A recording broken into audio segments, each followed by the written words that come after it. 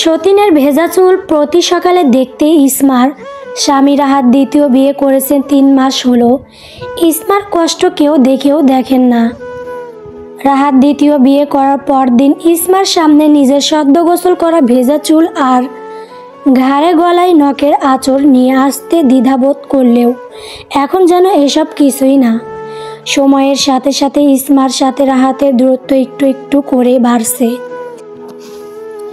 রাহাত খবর নেয় না তার প্রথম স্ত্রী ইসমা যাকে রেখে সে দ্বিতীয় বিয়ে করতে চায়নি, সে এখন কিভাবে রাত পার করে কিভাবে এখানে পড়ে আছে। এই অভাগী মেয়েটার নাম ইসমা খাতুন। রাহাত হলো তার প্রাণপ্রিয় স্বামী। 7 বছর দাম্পত্য জীবনে বাচ্চা না হওয়ার দোষে সতীনকে দিতে হলো তার বাস করা ঘরটি এবং তার স্বামী। রাহাত জানে ইসমা মরণ যন্ত্রণা নিয়ে দাঁত কামড়ে আছে তার বাড়িতে। এরপরও রাহাত কিছুই বলতে পারে না ইসমাকে। ইসমার কাছে সে অপরাধী, বড় অপরাধী। ইসমাকে রাহাত ছাড়তে পারবে না। দ্বিতীয় স্ত্রীর ঘরে সন্তান আসলেও ইসমাকে রাহাত ছাড়বে না। ইসমার সাথে এই 7 বছর সুখের সাথে কাটিয়েছে, চাইলেও সে সময়গুলো ভুলতে পারবে না। রাহাত প্রথমে ইসমাকে কষ্ট দিয়ে বিয়ে করতে চায়নি। মা বোন সকলে চাপ দিতে লাগলো বংশের ওয়ারিশ আনতে, আরেকটা বিয়ে করতে। তাদের মতে ইসমা হলো বন্দা নারীর ঘরে বাচ্চা আসবে কি করে। প্রতিনিয়ত শাশুড়ি ননদ ননাস বিষাদের কথা শোনাতো রাহাতকে। সকাল বিকাল উঠতে বসতে বলতো বিয়ে করার কথা। রাহাত প্রথমে রাজি না হওয়ার তারা ক্ষুব্ধ হলো নরম অসহায় ইসমার ওপর, বাধ্য করলো স্বামীকে রাজি করাতে। ইসমা গলার ছুরি চালিয়ে হাজার যাতনা গিলে রাহাতকে রাজি করায় এবং অনুমতি দেয়। রাহাত কথা দিয়েছিল ইসমা ইসমার জায়গায় থাকবে। দ্বিতীয় বউয়ের ঘরে বাচ্চা হলে ইসমাকে বড় মা ডাকবে। ইসমা মানসিক যন্ত্রণা গিলছে বিয়ের 3 বছর পর থেকে। শাশুড়ি বাচ্চা বাচ্চা করে কত কথা শোনার সমান তালে, কিন্তু দিন শেষে রাতের বেলায় রাহাতের বুকে মাথা রাখলে কষ্ট অনেকটা লাঘব হয়ে যেত। রাহাত বলতো একদিন বাচ্চা হবে, এত হতাশ হওয়ার কিছু নেই। এভাবে 7টি বছর কেটে যায়, অথচ ইসমার কোল আলো করে কোনো সন্তান আসলো না। রাহাতের পরিবার সুযোগ পেয়ে গেল ইসমাকে বাধ্য করে স্বামীর দ্বিতীয় বিয়ে অনুমতি দিতে এবং রাজি করাতে। রাহাতের দ্বিতীয় বউ হয়ে আসে রাহাতের খালাতো বোন সুমি। ভঙ্গুর ইসমা আরও ভেঙে যায় সেদিন সুমির সাথে রাহাতের বিয়ে ঠিক হয়। ভেতর দিক দিয়ে ইসমা সেদিন মরে যায় যেদিন রাহাত বিয়ে করে সুমিকে তাদের ঘরে তুলে, যে ঘরে ইসমা আর রাহাতের বাসর হয়েছিল। রাহাতের সাথে শেষ ঘুমিয়েছে সুমিকে বিয়ে করার আগের দিন। ইসমা সারা রাত ঘুমায়নি। রাহাতও সেদিন অর্ধরাত জেগেছিল ইসমার সাথে। ইসমাকে সান্ত্বনা দিয়েছে। রাহাতের চোখে ছিল খানিক হতাশা। বিয়েটা তো সে করতে চায়নি। ইসমার ধ্যান ভেঙে শাশুড়ির কটাক্ষ শুনে কাজ না করে এভাবে মূর্তির মতো দাঁড়িয়ে থাকাই বলে দিল কতগুলো বিষ মাখা কথা। রাহাতের একটা 3 সেট বিল্ডিং। ইসমা থাকে একটি আলাদা রুমে। রোদের নরম রোশনিতে সুমি মোরাত পেতে বসে চুল শুকাতে দিয়ে মনে সুখে গান গাইছে। তার মন চাইলে কাজ করে, না চাইলে নাই। কাজ করার জন্য তো ইসমা আছে। এমনিতেও খালার বাড়ি। সুমি মা শিখিয়ে দিয়েছে ইসমা থেকে কিভাবে রাহাতকে দূরে রাখতে হবে। রাহাত ইসমার কাছে যেতে চাইলে সুমি আটকে দেয়। রাহাত শুধু দিনের বেলায় ইসমার সাথে একটু কথা বলতে পারে। রাহাতের বাজারে চালের ব্যবসা, বড় গোডাউন আছে নিজের। রাহাতের আর কোনো ভাই নেই। তারা 1 ভাই 2 বোন। রাতে গোডাউন থেকে বাড়ি ফিরলে রাহাতের কানে সুসংবাদ আসে সে বাবা হবে। সুমি গর্ভধারণ করেছে। রাহাতের মা জরিনার খুশির ধরনা। এত বছর পর বাড়িতে নতুন সদস্য আসবে, তাদের বংশ বিস্তার হবে। রাহাতের চোখে মুখে অজস্র খুশির ঝিলিক দেখতে পেল দূরে দাঁড়িয়ে থাকা ইসমা। আজ যদি সুমির জায়গায় ইসমা থাকতো তবে রাহাত এভাবেই খুশি হতো। রাহাত ঘরে চলে গেল। সুমির মুখে লাজুক হাসি। মনেও আলপনা জল্পনা সন্তানকে হাতিয়ার বানিয়ে ইসমাকে বের করে দিবে অনায়াসে। কত ঢং করে কথা বলতে লাগলো রাহাতের সাথে। রাহাতের খুশির ধরছেই না। হঠাৎ মনে হলো ইসমার কথা, ইসমাকে জানাতে হবে খুশির সংবাদ। উঠে দাঁড়াতেই নীলে সুমি হাত টেনে ধরল। যেতে দিবে না সতীনের কাছে। এখন থেকে ওই বন্দার কাছ থেকে দূরে থাকতে হবে, তা না হলে তাদের অনাগত সন্তানের ওপর খারাপ প্রভাব পড়বে। রাত সুমিকে বুঝিয়ে শুনিয়ে ইসমার ঘরে চলে গেল। ইসমা নির্লস ভঙ্গিতে জানালার ধারে দাঁড়িয়ে আছে। অবহেলায় চুলগুলো উড়ছে, চোখে নেই কোনো স্বপ্ন, নেই কোনো আশা। বিধ্বস্ত অবহেলিত ভঙ্গুর মানুষের আবার স্বপ্ন কিসের? যাকে নিয়ে স্বপ্ন বুনেছিল সে এখন আরেকজনকে নিয়ে স্বপ্ন বুনে। ইসমা তো এখন শুধু তৃতীয় পক্ষ। রাহাত হাসি হাসি মুখে ইসমার সামনে পেশ করলো তার বাবা হওয়ার সংবাদ এবং সুখময় অনুভূতি। যার কাছে অনুভূতি পেশ করলো তারই কোনো অনুভূতি নেই। ইসমা নীরব চোখে দেখে গেল তার স্বামীর আনন্দ, যা রাহাত এতদিন খুঁজে এসেছে আর পেয়েছে সুমির কাছে। ইসমা বলল, আপনি বাবা হচ্ছেন, আমিও খুশি। সুন্দর হোক আপনাদের জীবন, দীর্ঘ হায়াত নিয়ে জন্ম হোক আপনার সন্তান। এতদিন পর আপনাদের সবার মনে আশা পূরণ হচ্ছে। মিথ্যে হাসি বুঝিয়ে কথাগুলো বলল ইসমা। রাহাত ধরতেই পারল না ইসমার হৃদয়ের লুকানো যাতনা। রাহাত খুশিতে গদগদ হয়ে বলল, আমার তোর সইছে না ইসমা। কবে ছোট বাবুটা আসবে? কবে হাঁটবে? কবে বাবা বলবে? আপনার সন্তান আমাকে কি ডাকবে? বড় মা। আগেই তো বলেছি তোমাকে বড় মা ডাকবে। সুমি যদি না চায় ওর বাচ্চা আমাকে মা না ডাকুক তখন? রাহাত ভাবনায় পড়ে গেল। আসলেই তো সুমি এখনই অনাগত সন্তানের কাছ থেকে দূরে থাকতে হুঁশিয়ারি দিয়েছে। ভূমিষ্ঠ হওয়ার পর কি করবে? রাহাত গম্ভীর মুখে বলল, পরেরটা পরে দেখা যাবে। তুমি সুমির দিকে খেয়াল রাখবে, কি লাগে না লাগে দেখবে। ইসমার কথা একদম শুদ্ধ। ছোটকাল শহরে কেটেছে, সেই সুবাদে কথা একদম শুদ্ধ সারিতে পরিপক্ক। রাত সবসময় ইসমার সাথে ইসমার মতো শুদ্ধ ভাষায় কথা বলে। গ্রামের অনেকেই ইসমার কথায় মুগ্ধ। মেয়েটার চলাফেরা যেমন, কথাও এমন। কণ্ঠ খাদে নামিয়ে স্পষ্ট ভাষায় কথা বললে শুনতেই ইচ্ছে করে। রাহাত চলে গেল। রাহাতের মনে এখনও ক্ষীণ পরিমাণ ইসমার নাম রয়ে আছে। তবে সামনে কি তা থাকবে নাকি বা আবসা এক চিহ্ন পর্যন্ত সুমি খুশিয়ে খুশিয়ে উঠিয়ে ফেলবে। ইসমার ফর্সা গাত্রে মলিন কাপড় জড়িয়ে আছে। আজকাল শরীরের যত্ন নিতে ইচ্ছে করে না। চোখের নিচে কালো দাগের আধিপত্য দেখা দিচ্ছে। ইসমার চোখে দিয়ে অনবরত বৃষ্টির ফোঁটার ন্যায় অশ্র কণা পড়তে লাগলো। এই বোবা কান্না এই এক আল্লাহ ছাড়া কেউ দেখে না। ইসমা বড় আকাশের দিকে তাকিয়ে মুচকি হাসি দিল। তার কারাজির মেলা বসেছে আকাশ জুড়ে। এই আকাশের নিচে কালো অন্ধকার রাত্রিতে কত সুখী দুঃখী মানুষ বাস করছে। কেউ সুখে জড়ানো, কেউ দুঃখে জড়ানো। ইসমার জানতে ইচ্ছে করে তার মতো যারা বন্দা তাদের সবাইকে ইসমার মতো হেই প্রতি পূর্ণ হতে হয়। স্বামীর ভাগ ছেড়ে দিতে হয়, কথায় কথায় বন্দা শুনতে হয়, নাকি কেউ কেউ বাচ্চা দানে অক্ষম হলেও সাপোর্ট পেয়ে যায় স্বামী শ্বশুর বাড়ি থেকে। ইসমা জানে না তার মতো নারীরা কেমন করে জীবন কাটায়। তবে সাক্ষাৎ করতে মন চায় তার কাতারের সামিল হওয়ার ভুক্তভোগীদের। ইসমার বাবা আছে, তবে থেকেও নেই। মা তাহিয়া খাতুন আরও অসহায়। স্বামী ছাড়া ভাইদের বাড়িতে থেকে মেয়েকে বিয়ে দিয়েছে। মেয়ের কপালেও সুখ নেই, মায়ের কপালেও নেই। সেই রাতগুলো কোথায় গেল যেই রাতে রাহাতের উষ্ণতায় মোড়ানো থেকে বোর হতো রাহাতের সাথে। রাহাত কি একবারও ভাবে না ইসমা কি করে সইছে সতীনের দখল দায়িত্ব? নীলগিরি হেলিপ্যাড জায়গায় একটা কালো হেলিকপ্টার ডানা ঝাপটিয়ে নেমে এলো।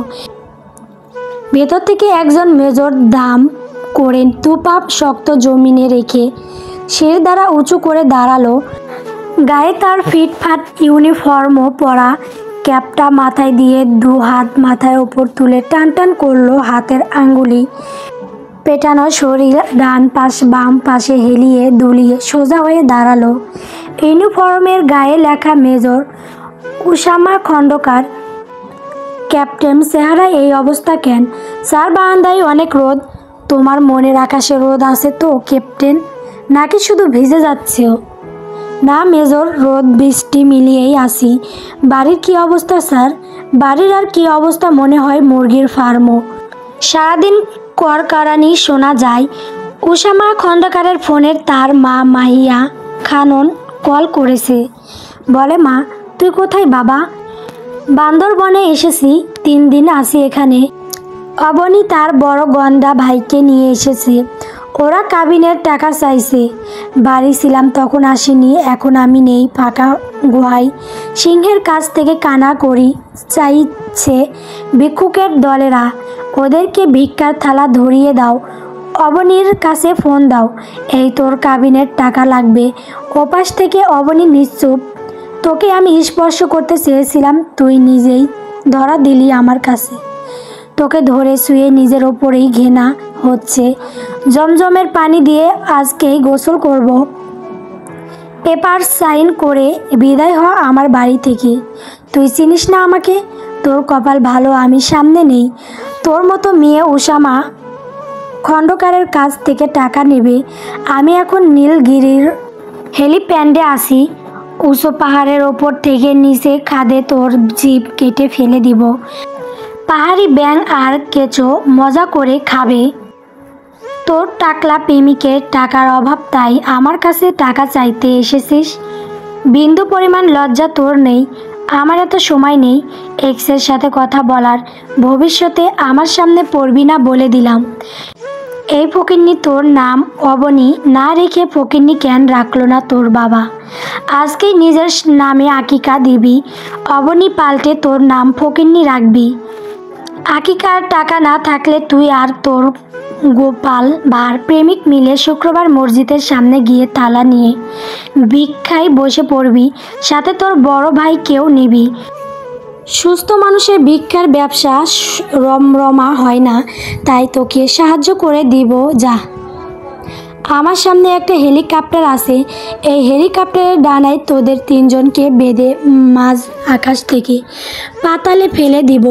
মরে গেলেও তো জান চলে যাবে, আর যদি বেঁচে যাস তবে হাত পা গলায় ঝুরিয়ে ভিক্ষা প্রশিক্ষণে নেমে যাবি। পয়সা চাইতেও হবে না, মানুষজন এমনি তোদেরকে খুচরা পয়সা ছিটিয়ে ছিটিয়ে দান করে যাবে। আমার মা মাহিয়া খানের মায়া আছে বহুত, বলে দিব তার ছেলের এক্সকে প্রতি মাসে জাকাত ফেতনার টাকা দিয়ে দিতে। আর শোন ফকিন্নি, যা 3টা হুইল চেয়ার কিনে নিবি, হুইল চেয়ার টানার জন্য মানুষও ভাড়া করে নিবি। দেখ ফকিন্নি, আমার কত কত মায়া, তোদেরকে কত কিছু শিখিয়ে দিলাম। ফকিন্নি, আমি হয়তো ফকির হয়ে যাব, তোকে 2 বার শুয়ে ওয়াশার কারণে এই নিয়ে 5 বার জমজম পানি ছিটিয়েছি আমার শরীরে। এত টাকা কি তোর বাপে দিয়ে যাবে? মেজর উসামা কল কেটে এক দলা থুতু নিক্ষেপ করলো মাটিতে। পশমের গোড়ায় গোড়ায় রাগ অবস্থান করছে। কি হয়েছে স্যার? তেমন কিছু না। আরও কিছু সেনা সদস্য এগিয়ে আসলো উসামা খন্দকারের কাছে। প্রত্যেকের সাথে দন্ত বিনিময় করে এগিয়ে যেতে লাগলো পাহাড়ের চূড়ায় সেনা ঘাঁটিতে। ক্যাপ্টেন, ইয়েস স্যার, প্রত্যেকের নামে লিস্ট চাই। ওকে স্যার, পেয়ে যাবেন। গুড। উসামা খন্দকার একটা কদম রাখে, নিজের মনে বিড়বিড় করে বলে, জীবনে কোনো মেয়ে নিয়ে বাজে চিন্তা করলাম না, প্রেম ভালোবাসা করলাম না, সেই আমার কপালে এমন লুচু খাটাস মেয়ে জুটলো কি করে? মেয়ে লোকের কত সমাহার, কেউ সংসার করতে চায়, কেউ ভাঙতে চায়। এই নোংরা অবনীর জন্য একটুও মায়া লাগছে না কেন? রাবিশ একটা। এই ইসমা এত বেলা হইয়া গেল, উঠতেছে না কেন? জরিনা খিটমিট কর রাখছে ইসমাকে। সুমি পোয়াতি, ওর নাস্তা দেরি হইয়া গেলে মাইয়াডা না খাইয়া আসে। আর তুমি অহনো ঘুমাইতাছো কেন? চোখ মুখে ক্লান্তি আর অসহায় চোখে ইসমা বলল, আম্মা আমার অনেক জ্বর। জরিনার মায়া হলো না, কর্কশ গলায় বলল, অজুহাত না দেখাইয়া কামে হাত লাগাও জলদি। বন্দা বাজা মাইয়া যে অহনো বাড়িতে রাখছে এই তো বেশি, আবার কাজ চুরি করে। ইসমার গাল বেয়ে টপ টপ পানি ঝরতে লাগলো। জরিনা এখন লাগাম ছাড়া কথা বলে। আগে রাহাতের জন্য এত কিছু বলতে পারতো না, এখন তো রাহাত পোয়াতি বউ নিয়ে ব্যস্ত। ইসমার অবস্থা কোথায় কে জানে। ইসমা রাহাত আর সুমির সামনে দাঁড়িয়ে আছে। সুমি এক হাত প্লেটের ওপর রেখে আরেক হাত মাথায় রাখলো। তার নাকি সকাল থেকে মাথা ব্যথা, অথচ ইসমা একটুও খবর নেয়নি। এমনি কি সুমির অসুস্থতা দেখেও না দেখার ভান করেছে। রাহাত ক্ষুব্ধ হয়ে ইসমাকে বলল, তোমাকে না বলেছিলাম সুমির খেয়াল রাখতে। ইসমা বাকহীন দৃষ্টিতে তাকিয়ে আছে যে গর্ভবতী স্ত্রীর জন্য প্রথম স্ত্রীকে শাসাচ্ছে। সুমি সারাদিন ইসমার সাথে হসপিটালের আয়ার মতো ব্যবহার করে আর রাহাতের সামনে সাজে ভিন্ন সাজ। এমন ভাব ধরে যেন রাহাতের বাচ্চা পেটে নিয়ে তার জান কুরবান হয়ে যাচ্ছে, আর রাহাত তো গলে গলে শেষ হয়ে যায় সুমির ন্যাকামিতে। সাথে তো রাহাতের মা জরিনা আছেই। সুমি মুখ বাঁকিয়ে বলল, সতীনের বাচ্চারাই সহ্য করবার পারে না তোমার বউ, খালি আমার দিক কেমনে কেমনে জানি চাইয়া থাকে। কবে জানি এই বন্দার নজর লাগে আমার উপরে। জরিনাও তাল দিল, সুমি একবারে হাসা কথা কইছে। ইসমা সারাদিন মুখটারে পেশার মতো কইরা থাকে। সুমি আর তোর সন্তান রে সহ্য করবার পারে না। বাজান সাইরা দে এই বন্দারে, তুই আরও আগে বাপ হইতে পারতি। এই অমঙ্গল অপায়া মাইয়ার কারণে এতদিন পিছাইয়া গেলি। ইসমা শ্বাস আটকে রইল। সবগুলো মানুষ অকৃত্য, এই শাশুড়িকে এখনও সেবা করে যায়। রাহাতের সব কাপড় ইসমা ধুয়ে রোদে শুকিয়ে ওদের ঘরে দিয়ে আসে। এই বাড়িতে চুপচাপ নরম হয়ে থাকে, কারো কোনো কাজে হস্তক্ষেপ করে না। তারপরও মানুষগুলো কথা তো করতে ছাড়ে না। তার দুর্বল জায়গাটা নিয়ে খুশিয়ে কথা বলে যায় যখন তখন। রাহাত সিদ্ধান্ত নিল ইসমা এখন থেকে পাশের টিনের ঘরে থাকবে। রাহাতের বাবা বেঁচে থাকতে ওই টিনের ঘরে ছাগল রেখে পালতো। রাহাতের মনে সন্দেহ হলো সত্যি যদি ইসমা কুঞ্জর দিয়ে থাকে সুমির সন্তানের ওপর, তাই আলাদা করে দিল। ইসমা তার কত অপমান গায়ে মাখবে। রাহাত পর্যন্ত চোখ উল্টিয়ে দিল। রাহাত কি জানে না ইসমা কেমন? এত অন্ধ হয়ে গেল তার সন্তান সম্ভাবা বইয়ের কাছে যে ইসমাকে আলাদাই করে দিল। এতে অবশ্য ইসমার জন্য ভালোই হয়েছে। প্রতিদিন আর জ্বলতে হবে না তাদের লুটুপুটু দেখে। অগানত অস্তিত্বের জন্য ইসমার কোনো হিংসা নেই, তবে স্বামী আর সতীনের হাসি বরং তামাশা ইসমার মনে যাওয়া জীবনে ব্যথা টেনে আনে। এই ব্যথা এত নির্লজ্জ, কত করে চাই দূরে রাখতে, তত কাছে এসে ঘেঁষে। না চাইতেও ইসমা খাতুনের নয়ন জোড়া থেকে জল পড়ল। এই জল রাহাতের চোখে পড়ে না, রাহাতের চোখে ভাসে বংশধর নিয়ে আগামী ভবিষ্যতের, যেখানে ইসমার কোনো ঠাঁই নেই, নাম নেই, কিচ্ছু নেই। জরিনা খেকিয়ে বলল, কাইটা মন গলাইতে পারতা না? তুমি টিনের ঘরে যাইয়া নিজের ঘাটি বুঝা নেও। সমস্যা নেই আম্মা, সেখানে আমার জন্য আরও ভালো। আমি আপনাদের কারো উপর হিংসা বিদ্বেষ পোষণ করি না। ভাবি ভাগ্য কোনো দিক যাই দেখি। বন্দা মাইয়ার আবার ভাগ্য। কেমন তিরস্কার নিয়ে কথাটা বলল ইসমার শাশুড়ি। এবার আর কাঁদল না ইসমা। কাঁদলেও দোষ, চুপ থাকলেও নাকি পেশার মতো মুখ করে রাখে। লোহিত যন্ত্রণা বুকে নিয়ে হাসবে কি করে? তার ওপর রাহাতের আচরণ দিনকে দিন উজ্জ্বল রং থেকে ফিকে মলিন রং হয়ে যাচ্ছে। রাহাত পাশে থাকলেও আসান হতো কিছুটা। রাহাত ভাবলেশহীন হয়ে বলল, তোমার খাওয়া দাওয়া খরচ সব পেয়ে যাবে। ইসমার বলতে ইচ্ছে করলো অনেক কিছুই, কিন্তু অশান্তির ভয়ে কিছুই বলল না। আত্মসম্মান বিকিয়ে পড়ে আসে মামার বাড়ি যাওয়ার ভয়ে। মায়ের উপর আর বোঝা বাড়াতে চায় না। মা তো এমনি চিন্তায় অর্ধেক শেষ। ইসমার যন্ত্রণা তার মা সরাসরি দেখলে আরও কষ্ট পাবে। নিকষ কালো আধার আর বৃষ্টির ছন্দপতন। বৃষ্টির ফোঁটা টিনের চালে টপ টপ করে পড়ছে আর অদ্ভুত সুন্দর শব্দ হচ্ছে। বাতাসের দোলনায় বৃষ্টির ফোঁটা টিনের ছিদ্র দিয়ে ঘরের মেঝেতে এসে পড়ছে। ইসমা আজ গলা ছেড়ে জোরে জোরে কাঁদল। বৃষ্টির আওয়াজে কান্নার শব্দ বাহিরে গেল না। গলা দিয়ে খাবার নামে না, হাতে পায়ের রক্ত দেখা যায়। গলার হাড্ডি ভেসে উঠছে চামড়ার সাথে। চুলে চিরুনি করা হয় 3-4 দিন পর পর। গুছানো জীবন অগুছানো হয়ে গেল একটি বাচ্চার অভাবে আর সুমির আগমনে।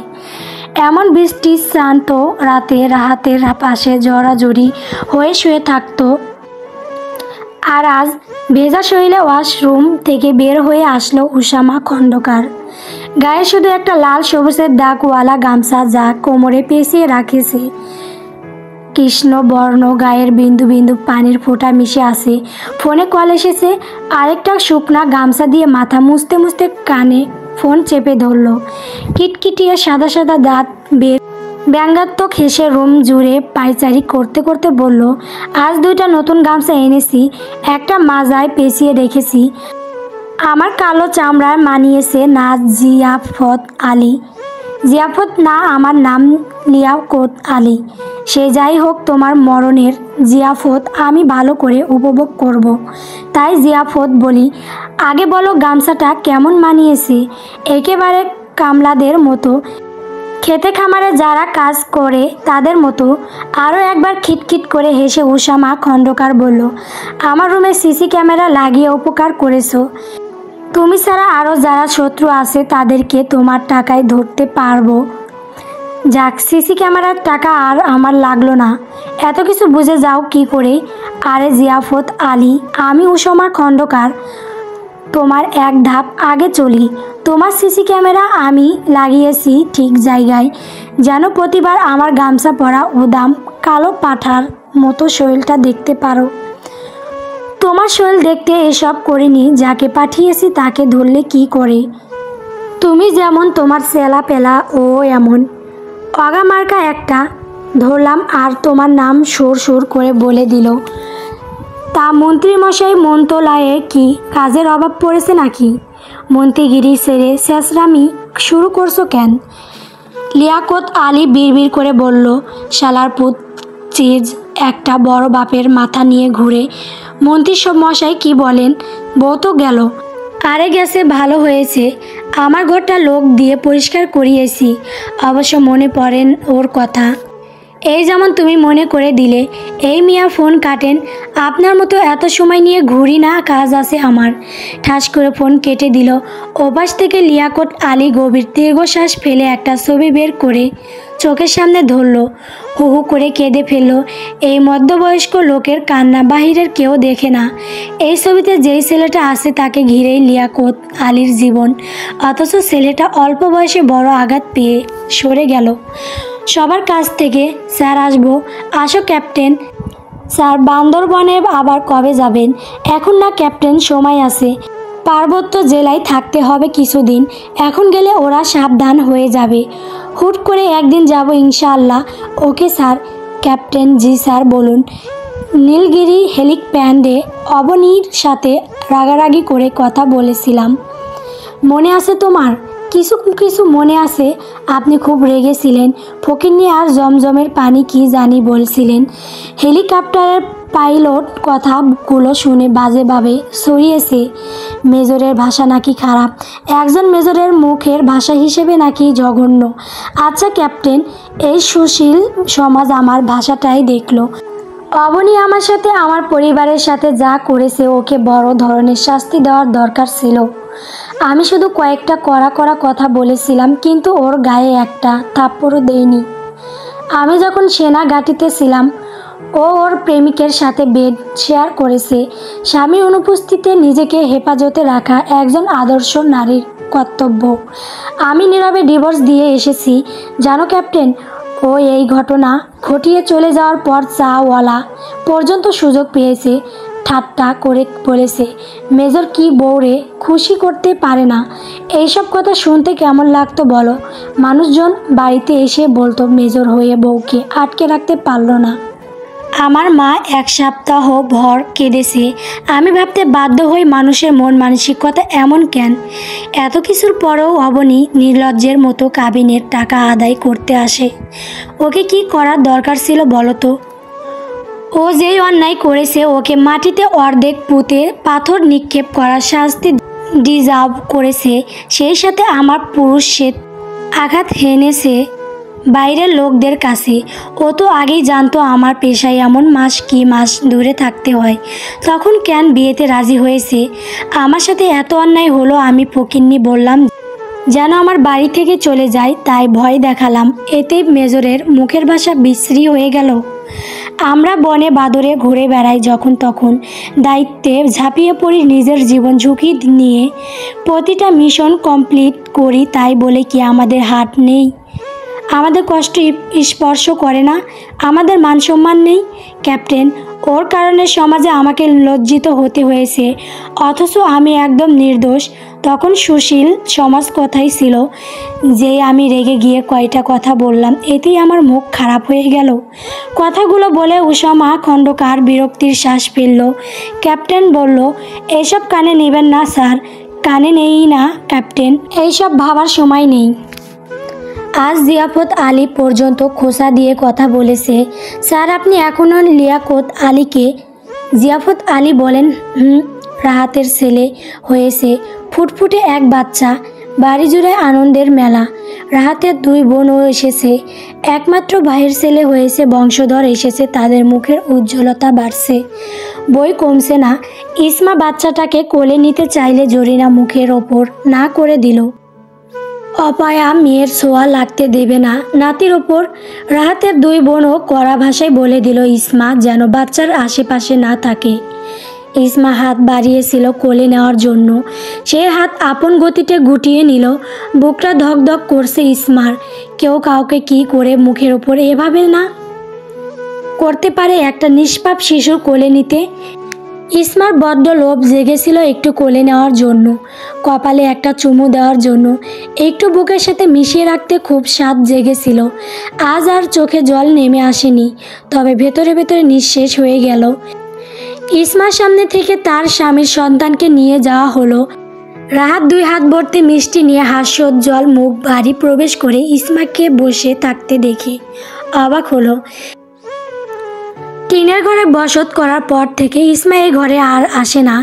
রাহাতের কাপড় ধুয়ে রশিতে ঝুলিয়ে দেয়, সেখান থেকে জরিনা বা সুমি নিয়ে যায়। রাহাতকে দেখে ইসমা সামনে গিয়ে বলল, অভিনন্দন আপনাকে, নতুন বাবা হয়েছেন, নতুন অনুভূতির সাথে পরিচিত হয়েছেন। যা আমার মাধ্যমে হয়নি তা সুমির মাধ্যমে হাসিল হয়েছে। দ্বিতীয় বিয়ে করে সার্থক হয়েছেন। আপনি তো বলেছিলেন আমাকে বড় মা বলবে, অথচ একটু কোলে নিতেও পারলাম না। আমার মতো বন্ধা কোলে দেওয়া হয়নি আপনার সন্তানকে। ইসমা ঠোঁট ছড়িয়ে হাসি দিল। সে হাসিতে প্রাণ নেই, সতেজতা নেই। রাহাত কেমন করে যেন তাকিয়ে রইল ইসমার দিকে। এই ইসমা তো আগের ইসমার মতো না। আগের ইসমা রাহাতের কাছে অনেক গুরুত্বপূর্ণ ছিল, অনেক। ইসমার হাসি, ইসমার কথা, ইসমার লাজুকতা রাহাত মুগ্ধ হয়ে দেখত। আর এই ইসমা এখন রাহাতের সামনেই আসে না। রাহাত খোঁজ নেয় না তার অবহেলিত বন্ধা প্রথম নারীর, শুধু খোরাক দিয়ে যায় কিছু দায়িত্ববোধে। রাহাত যেন ইসমার মলিন হাসিতে গোলক ধাঁধায় পড়ে গেল।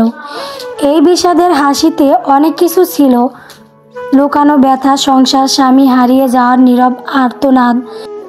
রাহাত অনুভব করলো ইসমা থেকে সে একেবারে সরে গিয়েছে, সুমি সরিয়ে নিয়েছে। ইসমা চলে গেল তার ঘরে, সেখানে সে ছাড়া আর কেউ ঘুমায় না, তার সঙ্গী কেউ নেই। রাহাত মিষ্টি হাতে নিয়ে ইসমা চলে যাওয়া দেখল, হুঁশ ফিরল মায়ের ডাকে। সবার ঘরে মিষ্টি দেওয়া হলো, শুধু ইসমার ঘরটা কারো নজরে পড়ল না। 7 দিন পর রাহাতের ছেলের নাম রাখা হলো রায়হান। রাহাত বড় করে আকিকা দিয়েছে। ইসমার মা হাঁস মুরগি বিক্রি করে 3-4 সেট কাপড় এনেছে বাবুর জন্য। কেউ কাপড়ের ব্যাগ খুললেও দেখেনি, পরাবে কিনা জানা নেই। ইসমা মা তাহিয়া খাতুন দেখে গেল মেয়ের অবনতি। বুকে জ্বলন ধরেছে তাহিয়া খাতুনের। তাহিয়া খাতুন রাহাতকে একটু আড়ালে নিয়ে ইনিয়ে বিনিয়ে জড়তার সাথে নরম সুরে বলল, বাবা তুমি একটু ইসমার খেয়াল রাখো। রাহাত মাথা নাড়িয়ে বোঝালো রাখবে। ইসমার মা কোনো ভরসা পেল রাহাতের প্রতি। তাদের মা মেয়ের কপাল কেন এমন। ইসমার বাবা পরকিয়া করে ইসমার মাকে ডিভোর্স দেয়। তখন ইসমার বয়স 9 বছর। 9 বছর ইসমা বাবা মায়ের সাথে ঢাকা থেকেছে। বাবা মেয়ের কোনো খোঁজ নিল না, আর দীর্ঘদিন শহরে থাকায় ইসমার মায়ের কথাও সহ্য হয়ে যায়। কথা বললে মনে হয় শিক্ষিতা। 9 বছরের ইসমাকে নিয়ে তাহিয়া খাতুন বাবা ভাইয়ের ঘাড়ে উঠে। ইসমার নানা নানি বেঁচে থাকাকালীন সময়ে ইসমা মাধ্যমিক পরীক্ষা দিতে পেরেছে। এরপর আর পড়তে পারেনি। নানা নানি মারা যাওয়ার পর মামারা এতটা দেখে না। তাহিয়া খাতুন হাঁস মুরগি পালে, নকশি কাঁথা সেলাই করে, এগুলো করে নিজের আর মেয়ের টুকটাক খরচ চালায়। ভাইরা মনে চাইলে দেয়, না চাইলে না। ইসমার নানার দেওয়া একটুখানি ভিটে মাটি তাহিয়া খাতুন বসবাস করে। চোখে জল নিয়ে মেয়ের শ্বশুর বাড়ি থেকে বিদায় নিল অসহায় মা। যে দেখে গেল তার মেয়ের করুণ পরিস্থিতি, মেয়েটা যেন কত আকুতি মিনতি করে খোদার কাছে, আল্লাহ কবে জানি সুখ দেয় ইসমার কপালে। ইসমা দুর্বার হাতে প্লেট বাটি ধুয়ে যাচ্ছে। জরিনা এসে ধমক দিয়ে বলল হাত চালিয়ে কাজ করতে। ইসমা বলল, আম্মা করছি। সারা জীবন অন্য মানুষরে আম্মা কইয়া যাইতে পারবা, কিন্তু নিজে আম্মা শুনতে পারতা না। ইসমার হাত থেমে গেল। আর কত কত তৈরি হবে এই মনে। মা না হতে পারাটা কি তার অপরাধ? তার হাতে কি ক্ষমতা রয়েছে এই তকমা খণ্ডানোর? বলের ওপর পানিতে ইসমার গরম জল চোখ থেকে নির্গত হয়ে পড়তে লাগলো। বুকে কাঁপুনি উঠে গেছে। তার তো ইচ্ছে করে মা হতে, একটা সন্তান নিজের পেটে ধারণ করতে। হলো না তো, 7 বছরে হলো না, অথচ সুমির সুসংবাদ মাত্র 2 মাসেই হয়ে গেল। রাহাতের মনও ঝুঁকে গেল সুমির দিকে, যেই মন আগে শুধু মাত্র ইসমার দিকে ছিল। ইসমার কানে বারবার বাজতে লাগলো ধারালো বিষাদময় কথা। নিজেও অন্যকে মা ডাকতে পারবে, তবে অন্যের মা ডাক শুনতে পারবে না।